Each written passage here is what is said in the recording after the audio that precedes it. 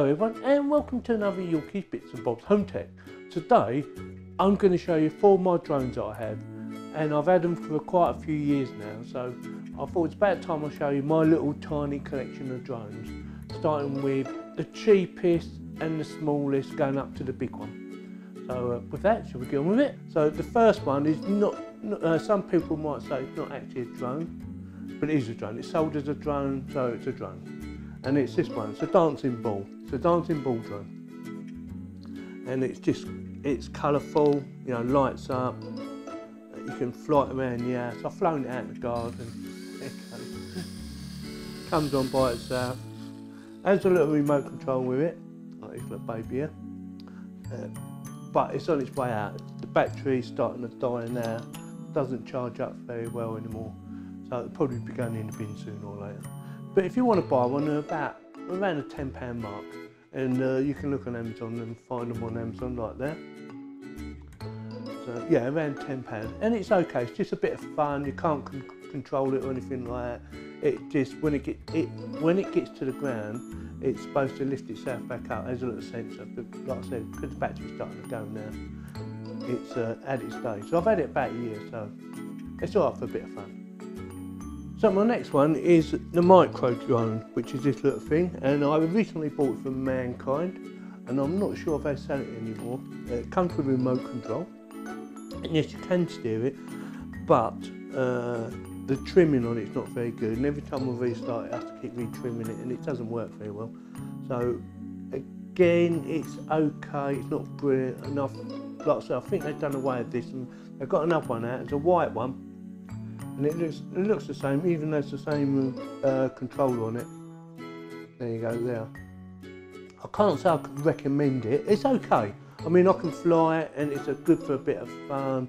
You can't, again, it's one of those you can't change the battery on. It's built in, so you know, when the battery packs up, it's time to basically throw away. It comes with spare blades, which is good, and you can actually buy the motors if you want. And yeah, probably cheaper just to throw it away and buy a new one. And that's around, like I say, that's around tenner, so it's about the same price as that. And I'll try and stick a link in the description for that as well.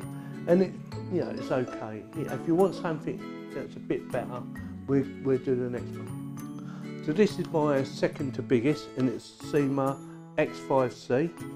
And again, this doesn't have GPS on it, but it does come with a better remote control on it. And I think for around £37, £36, you can't expect too much. It does what it does the job, works nicely, it links up to this very well, and you can buy other batteries for this. They go inside under the camera, which is nice, and like I say, come with a camera so you can take footage, and it will flip upside down and backwards and forwards, flips, so that's quite good. That's quite good for a beginner, I think, in my opinion. It's very good for a beginner. The only thing is you don't want to do it when it's really windy, because it is quite light and probably fly away and you lose the thing. But yeah, it's quite a good one, I quite like that. And you can actually fly this around indoors as well, it's quite easy to fly. And this is my big boy, this is the Hubsan, and it's the H501S. And it's around about, saying on there, £195. You can get it a lot cheaper than that, and you need to go somewhere like banggood.com. And I should stick a link in the description. This is quite heavy. It's got a front-facing camera on it, the same as my Syma. So you can't look down unless you tilt it forward. To me, this is the best one because it has GPS. It comes with an excellent remote control like this one here, with a flip-up screen. So that's to shade out the sunlight so you can see what's going on in the screen, and that connects to GPS, and that connects to GPS, and it has things like GPS hold, which is on at the moment, and then you've got your home button. Also, it's got like a follow mode, which is really good. So yeah, it can follow you, and it can film you doing running, whatever you do, it will track you. Can't avoid things like trees. So make sure that when you're doing it on follow me mode, there's no trees in its way, it would just crash into the trees.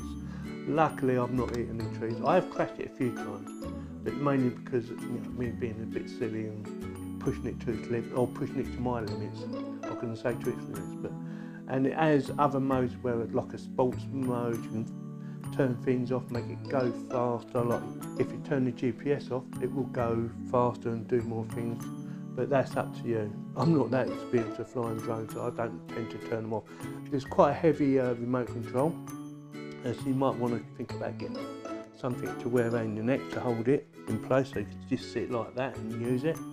And this is quite good when it's windy. You know, obviously if it's too windy, it's not going to be holding very well. But in general day out, sort of windy conditions, it's very good. It will hold pretty well. We'll wander about, but it will keep coming back to its spot because it has GPS built in. So if you want something a bit more serious, the Hubsans, I think these are excellent devices, and you can record it, like I said, and follow me.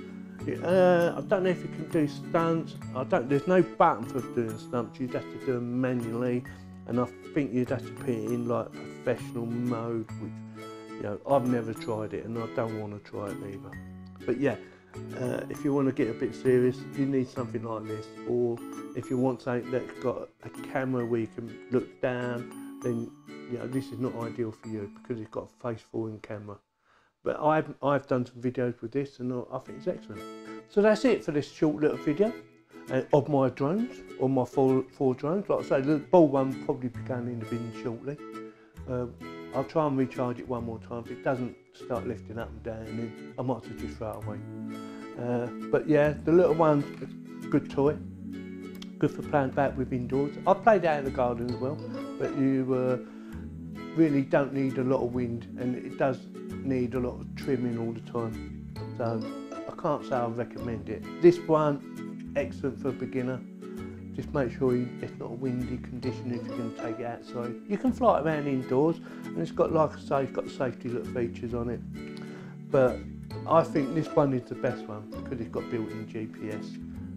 I think it connects to about 12 satellites at a time once it's all set up. But it's a bit more serious, and it could cut pieces off your body, so be very careful with something like that. And I also recommend you take out insurance, liability insurance, and there's quite a few places on the internet. I think I pay about £21 a year for about £5 million insurance, so it's worth doing it for peace of mind. If you actually get injured someone or property or animal or whatever, and someone tries to sue you, you've got that to back you up. So that's it. I know I keep going on a bit, but that's it for my collection of drones. Hope you like this video. If you did like this video, give me a thumbs up. If you didn't like it, give me a thumbs down, and please subscribe. Thank you very much for watching.